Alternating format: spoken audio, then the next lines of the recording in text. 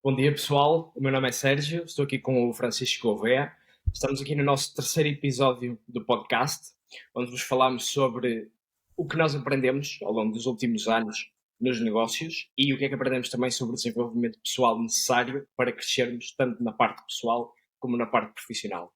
Para este episódio, nós decidimos pegar num tema específico, que é um erro que nós já tínhamos feito, e acho que vai ser interessante. Pelo menos vamos aprender um com o outro. Espero que quem nos ouça também consiga aprender. Francisco, o que é que achas disso? Ora bem, decidimos pegar no erro mais comum e mais importante que temos em todo o tipo de negócios que já entramos e vamos partilhar com vocês, e o resto, obrigatoriamente, no resto dos episódios também vai acabar por sair, porque erros é aquilo que existe mais, é aquilo que é mais frequente e é aquilo que faz diferenciar quem realmente é um empreendedor de sucesso, vai abaixo e descobre a solução para o erro, e quem realmente para no primeiro, no 10º ou no 100º erro. Portanto, vou começar com o meu. Que achas, Sérgio? Pode Vou ser. começar com o meu. E então, o meu erro é muito simples. Parece muito simples e eu sinto que a maior parte dos empreendedores vai sentir isto. E mesmo aqueles que são bons vão acabar por sentir isto em algum momento, que é deixar as pessoas mexerem com o que nos faz sonhar. O que eu quero dizer com isto? Este foi sempre o meu maior erro. Porque em vez de começar, por exemplo, uma empresa, ou em vez de ir tentar um mercado diferente por aquilo que eu achava que era lógico, eu fui por aquilo que me fez sonhar. Ou seja, eu fui por toda a gente que me disse que me iria vender milhões, que me iria tornar rico, que me iria dar uma empresa de sucesso, que iria comigo fazer sucesso. Desde parceiros que me disseram que realmente iam dar mais do que eu, ou seja, já me aconteceu pensar ser o parceiro de capital e o outro ser o parceiro de suor, que realmente ia fazer 50% de suados e não o fez. Mas o problema mesmo, por exemplo, eu lembro-me especificamente de Itália, ou seja, que fui chamado sempre com ideias. E eu, por medo, naquela altura, de não corresponder às expectativas e de realmente parecer um miúdo que diz, ok, mete uma coisa mais concreta, porque não faz sentido ter este medo, mas na altura foi o que eu tive, que era do género, ok, isto é uma ótima oportunidade, não erres, porque realmente estas pessoas são de sucesso, porque realmente transpiravam sucesso. Depois a transpiração é que era um bocado fake, mas eu deixei que entrassem na minha cabeça e perdi na minha própria cabeça. E acabei por perder anos da minha vida a aprender a fazer uma coisa que se calhar não queria fazer, num local que se calhar não queria fazer e com pessoas que com certeza não queria fazer. No final, o que é que eu tiro desta experiência? Não me importou, porque ainda bem que eu o fiz. Ou seja, eu não teria aprendido, não teria tido a oportunidade de trabalhar com tanta gente interessante e de arranjar todas as soluções para a porcaria que acontece muitas das vezes, porque se isto aconteceu e se eu vos estou a dizer que é um erro, é porque realmente as pessoas tentaram passar-nos a perna. Quando nos passam a perna, muitas vezes nós ficamos a perder. E quando nós ficamos a perder, nós temos as soluções. Ou de dar a volta, ou de ficar frustrado para o resto da vida. E eu de frustração tenho zero. Ou seja, eu acho que aqui a maior parte da aprendizagem que poderá passar é: não deixem as pessoas mexer com vocês, e se vocês realmente têm uma questão, façam a questão, e quem não quiser responder, quem não vos quiser meter contratos à frente, que é uma coisa muito importante, é porque realmente já vai de má fé, e vocês nem sequer deveriam começar um negócio com uma pessoa que vai de má fé. Ou seja, não tenham medo de não ganhar milhões com essa pessoa, porque se essa pessoa não vos quer passar um contrato decente, nem sequer um dia vos vai dar 10 mil euros ou 50 mil euros, portanto, muito menos milhões. E o resto é, quando vocês errarem, porque mesmo não somos ninguém para vos dizer isto, ou se calhar vocês já erraram e agora é que viram um podcast, não há problema. Não há problema, porque a realidade é que eu errei aos 22, 23, para agora ter 26, mas se eu tivesse errado aos 50, não penso que com a minha personalidade houvesse um problema, porque somos pessoas de soluções e não pessoas de problemas. O que eu aprendi foi que realmente essas pessoas normalmente passam-nos 3 vezes mais trabalho do que o que deveríamos ter, e nós recebemos 10 vezes menos dinheiro do que aquilo que deveríamos receber. E o que aprendemos com isso é ser o melhor trabalhador, a não receber muitas das vezes, a trabalhar grátis, a fazer horas extra e simplesmente a mexerem com os nossos sonhos porque dizem nós vamos fazer uma empresa do caraças. E nós ficamos, vamos sim fazer uma empresa do caraças. E levamos a empresa como se fosse nossa, porque realmente deveria ser nossa. De repente, contratualizado, descobrimos que a empresa não é nossa. Descobrimos que o dinheiro que iríamos receber não o recebemos da mesma forma. E descobrimos que quando vamos a tribunal as pessoas podem entrar apenas em falência pessoal, ou seja, em insolvência. E nós o que é que aprendemos disto? Que o dinheiro que nós iríamos ter para comprar, por exemplo, a nossa primeira casa ou fazer o nosso primeiro investimento, não existe. Se ele não existe, mais uma vez temos outras situações, que é frustrar e dizer às pessoas, ou então não dizer quase nada a ninguém. Por exemplo, a minha mãe e a minha avó não sabem de nenhuma destas situações. Simplesmente não por vergonha, mas simplesmente para não a chatear.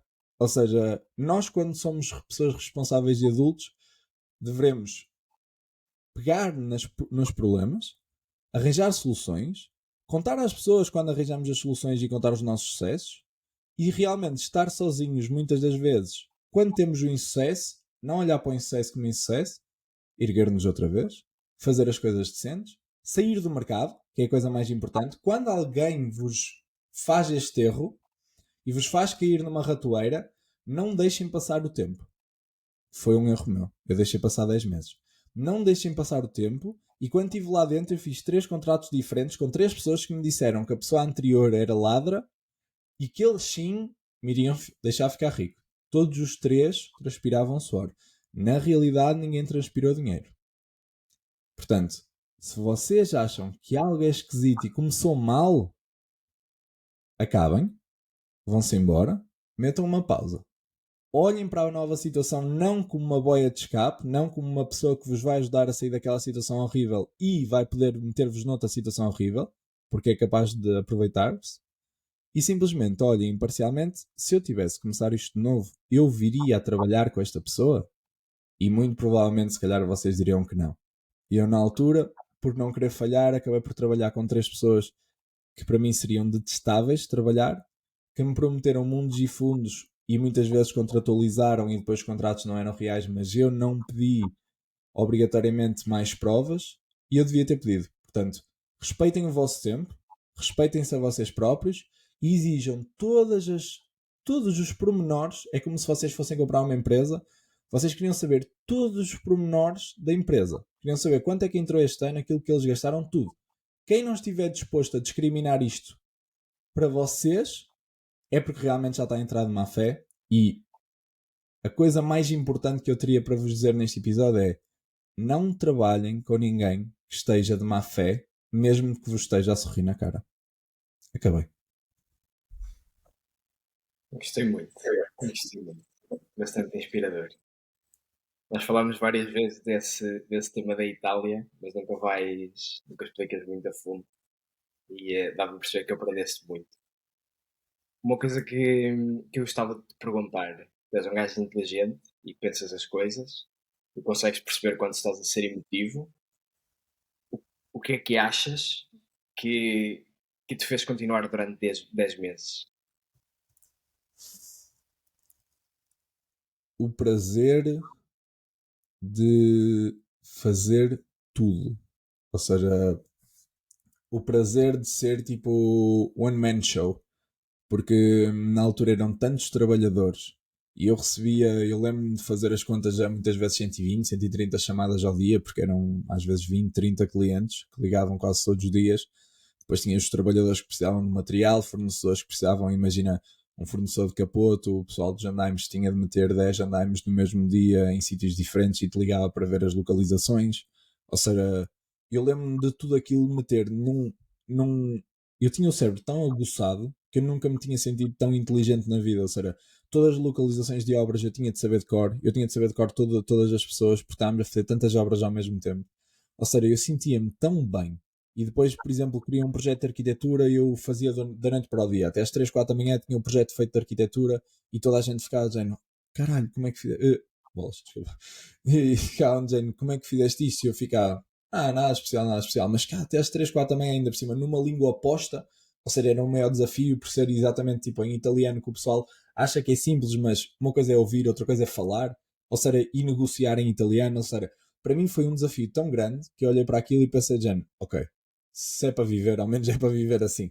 Ou seja, ele chegava e dizia: consegues-me fazer um 3D desta casa? Foi uma coisa horrível que eu nunca pensei que foi. Consegues fazer um 3D desta casa? E eu não sabia que a casa não era dele ainda, que ele queria ganhar o projeto. E eu disse: mas já ganhaste isto? E ele: sim, mas estão a demorar a mandar umas plantas. E eu: mas eu preciso das plantas para fazer o 3D. E ele: epá, não dá para fazer de alguma forma? E eu lembro-me de tirar a foto, meter a foto no Photoshop, passar do Photoshop, imagina, meter a foto, tirar-lhe a perspectiva e meter uma fachada quase direita, depois começar a limpá-la, ou seja, ir para o Illustrator e meter uns pontos, começar a ir para o CAD, ir para o Revit, depois ir fazer no 3ds Max, por exemplo, a modelação eu cheguei a fazer no Revit, ou seja, usar imensos programas diferentes para fazer uma fotografia. Ou seja, para poder fazer tipo um render de uma fachada, depois voltar ao Photoshop, meter o render dentro da foto original e dizer-lhe assim: aqui tens. No dia a seguir, muitas vezes ligava a um amigo meu e ele ajudava-me. E eu lembro-me de chegar lá e arranjar só soluções e ficar de género: ok, eu sinto-me bem.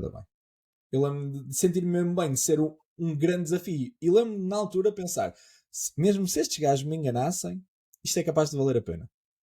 Por isso é que eu agora não estou frustrado, porque eu presumi que alguma coisa pudesse acontecer. Não achei que fosse acontecer, presumi que fosse, mas o que me manteve foi exatamente a vontade de fazer mais. Ou seja, porque eu presumi a mínima probabilidade desta pessoa estar a falar a sério e de eu realmente dar o melhor de mim e realmente ser a melhor pessoa que consigo, vai valer a pena.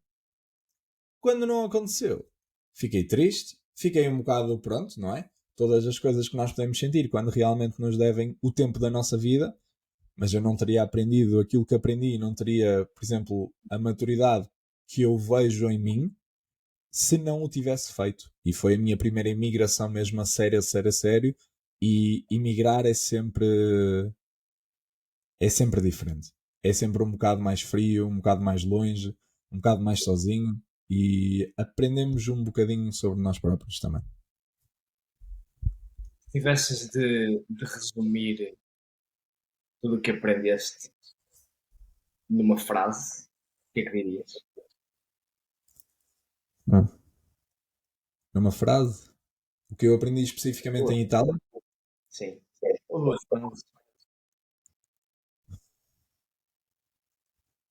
Hum.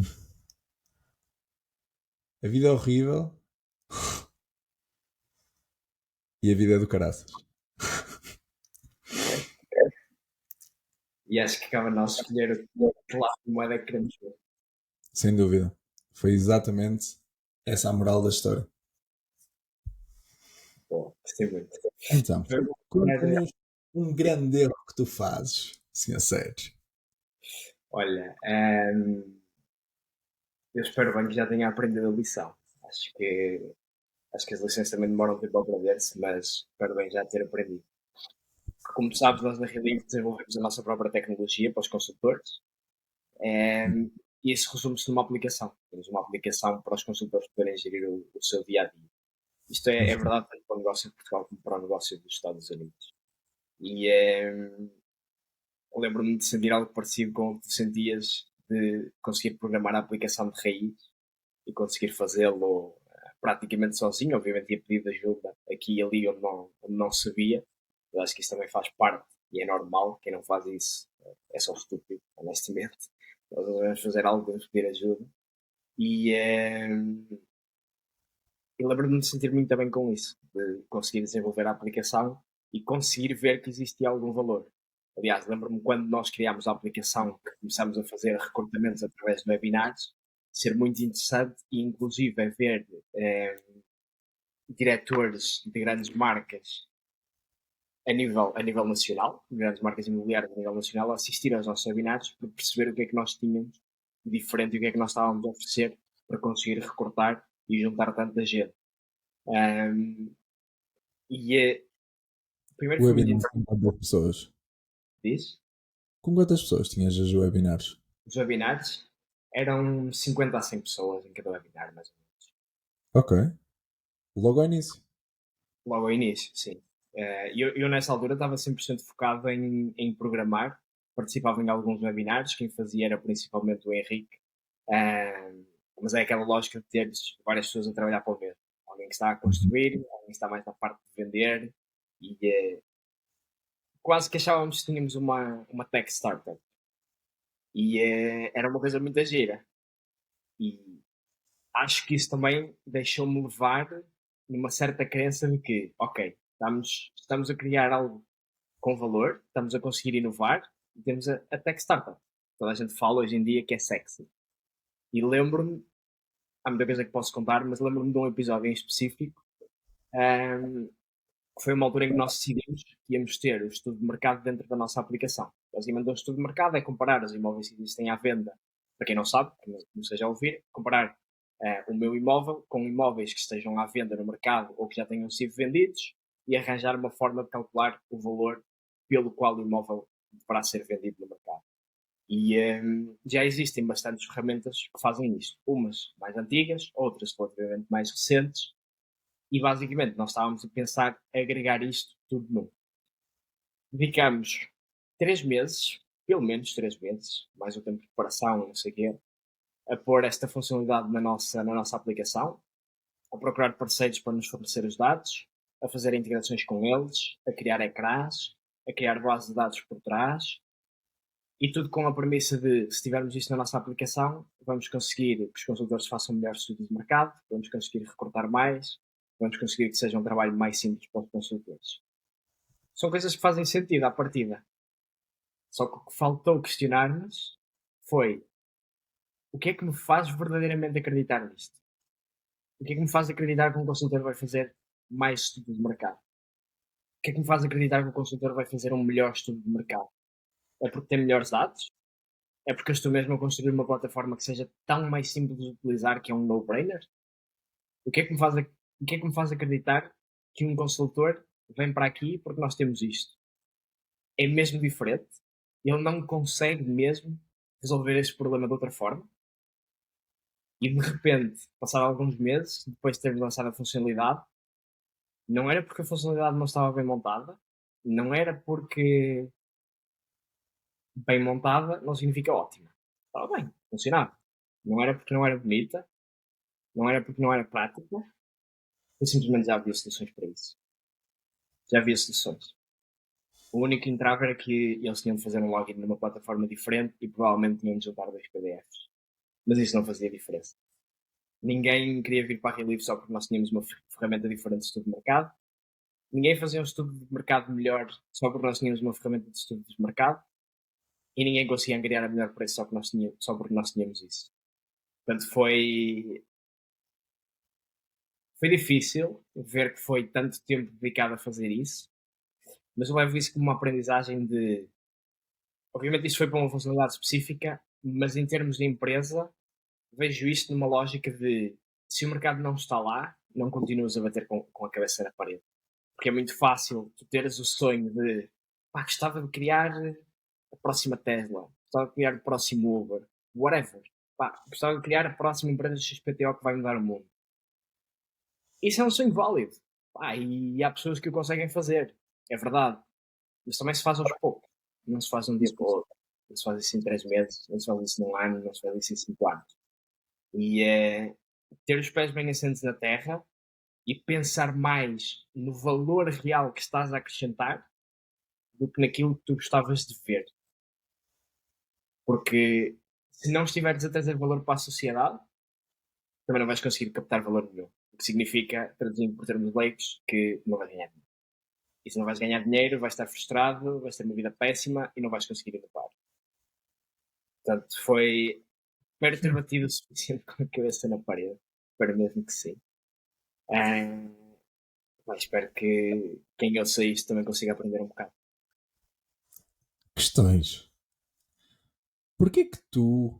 Ou seja, imagina, na altura, usando... Porque eu acho que nós vamos sempre usar a analogia quando um de nós disser que errou. Vai sair sempre o... Como é que tu, tão inteligente... Ou seja, usando exatamente o mesmo é... O que é que tu pensaste na altura que traria valor isso e depois de o fazer... Ou seja, depois de o fazer vai chegar a um ponto em que tu tenhas dito... Bem, já está bom o suficiente. Certo? Já chegaste a um ponto em que olhaste e disseste... Ok, já está bom o suficiente, isto já dá para utilizar. Na altura, havia alguma lógica específica do género, ok, isto agrega valor? Ou realmente aquilo dava valor, mas as pessoas não o sabiam utilizar ou não iam ter assim tanto trabalho para o utilizar? Ou seja, realmente aquilo era uma boa ideia? Eu acho que a própria percepção de valor foi alterando à medida que nós estávamos a fazer. Portanto, eu não te vou dizer exatamente o que nós achávamos no início, vou dizer o que fomos percebendo durante o tempo. Mas o que nós vimos é que, independentemente da ferramenta que tu usas, vai haver sempre um erro. Tu podes usar 3 ou 4 ferramentas de estudo de mercado diferentes e o preço pode variar 10, 15, 20%. Chegamos a ver variações tipo 30%. Usares o mesmo imóvel, comparares em plataformas diferentes e tinha tipo diferenças de 30% no valor. E nós pensámos, isto não faz muito sentido, de certeza aqui há uma opção melhor. E a ideia era essa, era nós termos um feed de dados de imóveis comparáveis, um feed de dados de imóveis vendidos, juntar aquilo na plataforma e aquilo daria quase como uma média de tudo o que estava disponível na internet. A realidade é que as empresas que dão estes feeds de dados já fazem isso há imensos anos e mesmo elas próprias ainda não conseguiram resolver esse problema. Portanto, por que raio é que nós em 3 meses haveríamos conseguir resolver esse problema? A única coisa onde eu vejo realmente valor acrescentado é em experiência do utilizador. Se nós olhássemos para uma plataforma dessas e víssemos esta empresa tem muito bons dados, mas está tudo desorganizado. É muito difícil utilizar a plataforma, eles não criam estudos bons. Se isto existisse, eu hoje olhava para isto e dizia, há uma oportunidade, claramente uma oportunidade para fazer alguma coisa. Mas as empresas faziam isso. Epá, podíamos discutir se nós fazíamos um bocadinho melhor ou pior, mas não interessa. O que interessa é a solução. O que interessa é que os consultores conseguiam fazer login na plataforma, em 5 minutos pôr uma série de dados, exportar um report PDF já com um valor sugerido, comparar com uma ou outras duas plataformas, apresentar ao cliente, está aqui o preço. Portanto, não estávamos a trazer assim tanto valor quanto isso. Ok. E na realidade a quantidade de data que deve ser preciso para fazer isso são décadas e décadas de quantidades absurdas para poderes dar uma média minimamente fiável e mesmo assim não queria ser fiável, não é? Ou seja, eu acho que se calhar a única forma, sendo completamente leigo no assunto, a única forma de se calhar ser minimamente fiável e fazer o melhor de todos os mundos seria uma forma de a pessoa se inscrevesse na plataforma da Relieve, o que é que queria, por exemplo, a Relieve ir diretamente a 10 plataformas diferentes, fazer essa experiência, depois pegarem todos os valores que deu, dar uma média e essa média ser o número mais fiável possível, porque dentro daquelas plataformas que se confia, esta é a média geral, para não haver de género ir a uma plataforma só e dar 300 e depois outra dar 240, assim vamos a uma média geral, por exemplo, 270. Ou seja, para mim seria a única coisa que eu vejo como leigo que pudesse funcionar, porque utilizarias a deira de todos, fazias uma média, portanto eras mais ponderado e davas assim o que vocês queriam dar, porque na realidade o que vocês queriam dar era um apoio, certo? Era de género, percebe mais ou menos quanto é que vale o teu imóvel, não mandes preços absurdos, porque depois chegas com um preço absurdo nós também não conseguimos vender. Exato, exatamente. Ok. Nos Estados Unidos temos uma funcionalidade muito parecida. Nos Estados Unidos temos uma funcionalidade de pesquisa de imóveis, criar uma lista de opções para os clientes e enviar esta lista de imóveis. E o que nós vimos foi que a forma que os nossos consultores estavam a fazer era ou utilizando uma plataforma que tem um layout muito antiquado e tem muitas vezes informação desatualizada, ou fazendo muito manualmente, de ir ao website de cada imóvel, sacar as imagens, sacar a informação, etc. E vimos aqui uma oportunidade de pegar em dados já existentes e arranjar a construção na nossa plataforma. E lançamos essa funcionalidade e aí já estamos a ver uma adesão bastante diferente. Aí o feedback já é muito diferente, porque não havia uma solução prática como nós temos. Ok. Porque era um bocado essa a minha questão, que era, se não dá para dar a deira perfeita, ao menos a única forma do utilizador pensar, ok, em vez de ir à X plataforma ou Y plataforma que estou habituado, posso ir à Relieve, a única forma de se calhar meter o consultor a ir à Relieve ou meter o proprietário era ter uma aplicação tão simples que desse de género, então, quantos quartos é que tu tens? Onde é que é sediado a tua casa? Como é que é? De 0 a 10, quando tu dirias que ela era moderna, por exemplo? Imagina, qual é a condutividade térmica dela? Tens alguma... Ou seja, fazer toda a recolha de dados assim rápidos, como se fosse um jogo, uma aplicação, e em quê? 30 segundos ter uma resposta. Eu acho que era a única forma da pessoa pensar, já temos aqui uma app bué simples que pode fazer isto. Ou seja, eu acho que é a única forma de um utilizador pensar, conhecer o Relieve era uma coisa ser tão simples que vissem aquilo como a forma rápida de chegar àquilo que querem chegar. Agora a questão é, quantas vezes é que uma pessoa vende uma casa na vida, estás a ver? se calhar nem vai pensar no Relieve e se calhar só depois de utilizar as outras plataformas é que um dia lhe vão dizer eu tinha aqui uma plataforma que era Relieve, olha lá. É muito fácil e ele assim, sim, mas eu já vendi a casa, a realidade é que não vou vender a segunda ou terceira, portanto já não vale a pena sacar a aplicação.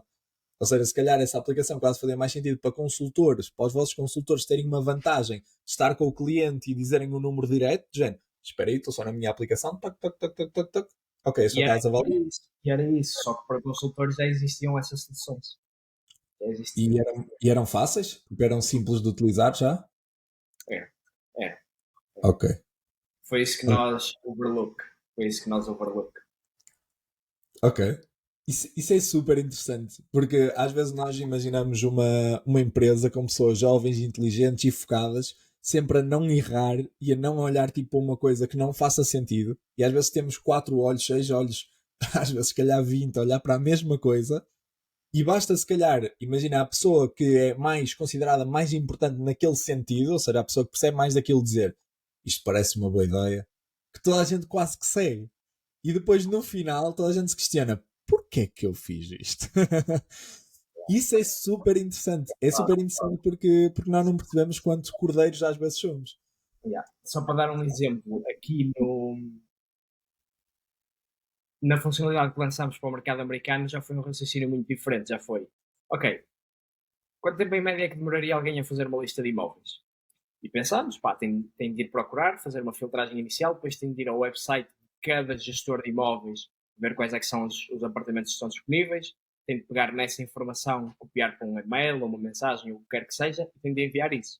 Portanto, facilmente demora 20 a 30 minutos, se quiseres pôr um layout minimamente bonito. E depois pensámos, ok, e se esta informação estivesse na app, fosse só clicar em selecionar, temos filtros, bom, envia logo um e-mail. Conseguias fazer em 5. É claramente uma vantagem. Tu dizeres, esquece, não precisas de abrir 30 separadores no Chrome ou no Internet Explorer, o que quer que seja, sacar tudo, pôr num PDF. Não, é só chegares aqui, clicar em 3 caixinhas, pum, enviar, está feito. Há uma vantagem clara. Tu vês isso.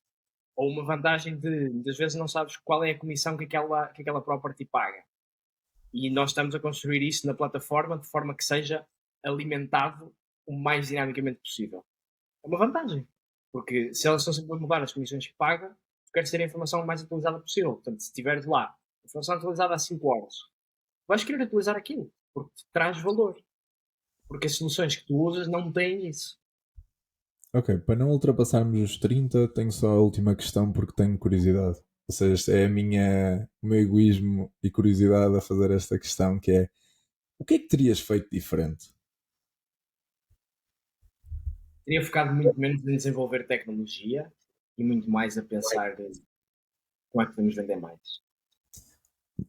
E nesse método específico, ou seja, tu viste um problema, o que é que terias feito diferente? Tinhas feito só uma coisa bué simples agora sem te preocupar, se calhar a mesma coisa, mas sem fazeres um overlook e ter dito, olha, se querem utilizar, utilizem, se não querem utilizar, não utilizem. Terias deixado a mesma função na Apple ou tinhas mesmo nem sequer pensado nisso e que utilizassem as outras?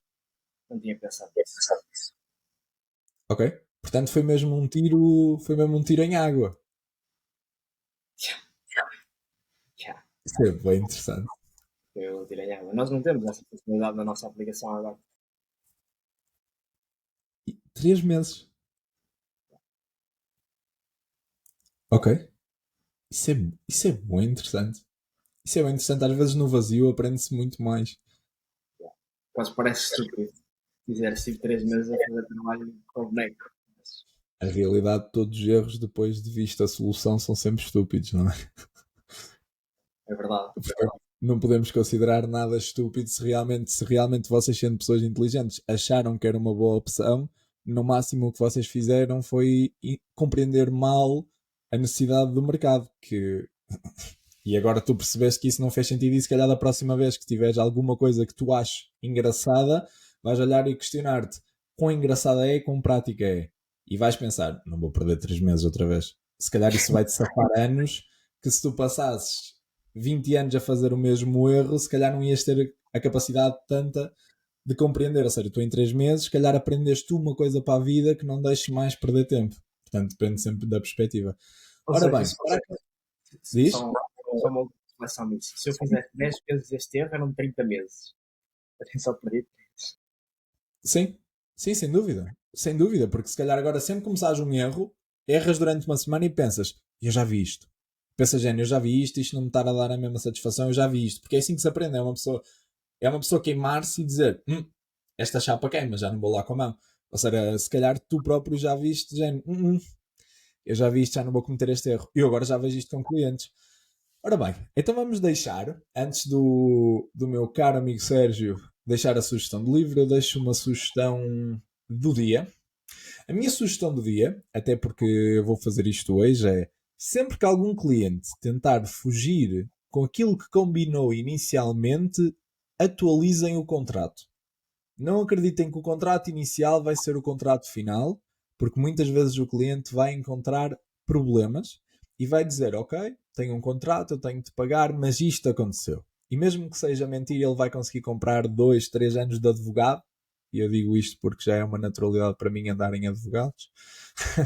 Portanto, atualizem o contrato. Simplesmente, o cliente tem uma questão, o cliente quer fazer um extra, ou o cliente combinou com vocês trabalharem até, por exemplo, agosto, meio de agosto, que é o que aconteceu agora, e agora está a fechar com o bico ao prego e quer só trabalhar até meio de julho para não pagar um mês, porque quer meter se calhar os seus 20 mil, ou 30 mil, ou 40 mil, dependendo do cliente que é, ou se calhar mais, quer metê-lo fora. Ou seja, não quer pagar aquilo porque se calhar encontrou alguém que é capaz de pintar-lhe a casa no final por 1000 euros.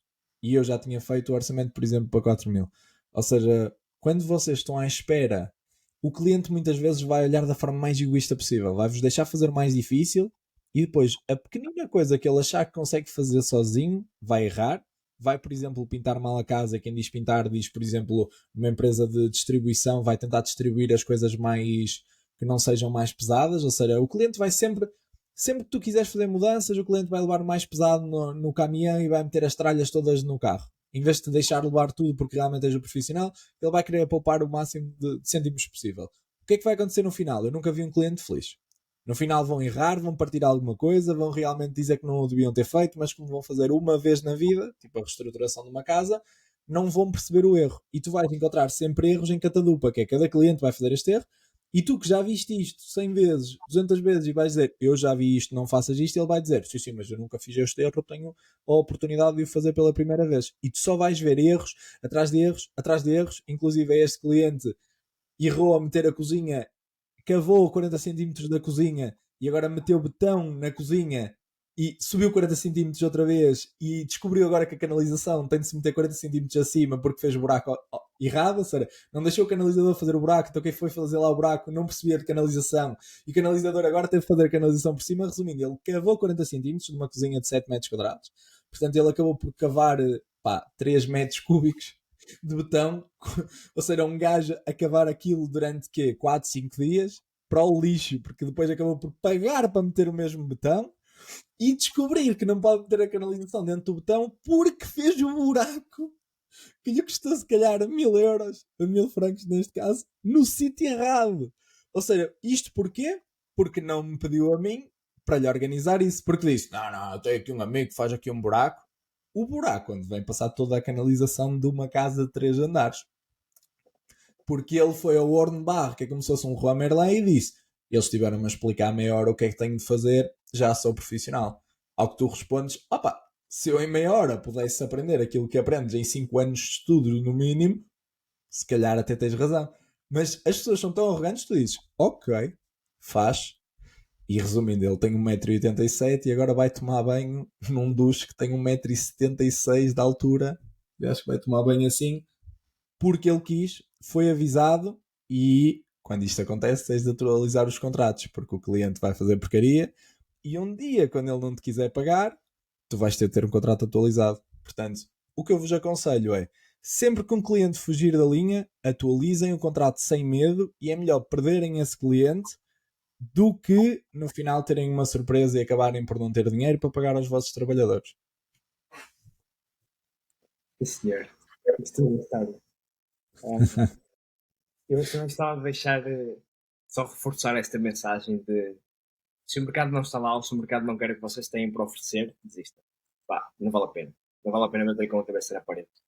E podemos pensar, mas as empresas e não sei o quê, e as grandes empresas. A Microsoft tentou lançar algo tipo o iPad para aí 10 anos antes. Não colou, desistiram. Pois a Apple lá conseguiu, a Microsoft foi atrás com o Surface, etc. Mas eles tentaram, exploraram o mercado, não funcionou, drop it. Pá, mais à frente tenta-se. Porque há uma componente de timing muito grande e há uma componente da solução já existe. Um livro que pode ser interessante é. Não estou a lembrar do nome. Não tinhas isto preparado, Sérgio. Os nossos ouvintes estão à espera de profissionalismo e tu não tens. É um empreendedor francês que se chama Guillaume e ele criou uma empresa que é Lampod. É para procurem, vão encontrar o livro. É um livro muito giro. E porquê que é interessante o livro? Ele fala dos erros que teve enquanto estava a criar a empresa. Inclusive fala da primeira empresa em que ele tentou criar com o pai dele, em que se focou demasiado em construir e muito pouco em vender, e a empresa não vendeu nada. E ele se mudou o pai, e etc. E depois é a história dele, como é que ele deu a volta a isso e conseguiu criar uma empresa que está avaliada em 100 milhões. Ok, isso é interessante. É muito giro. Obrigado pela dica. Obrigado pela dica. Deixamos na descrição o link para o livro. Espero que tenham um dia livre e a fazer exatamente aquilo que gostam. Ou pelo menos vos vai tornar uma bela vida. Bora, Francisco. Um abraço, meu caro Sérgio. Tenha um ótimo dia e vou fugir para as obras. Um abraço. Deus.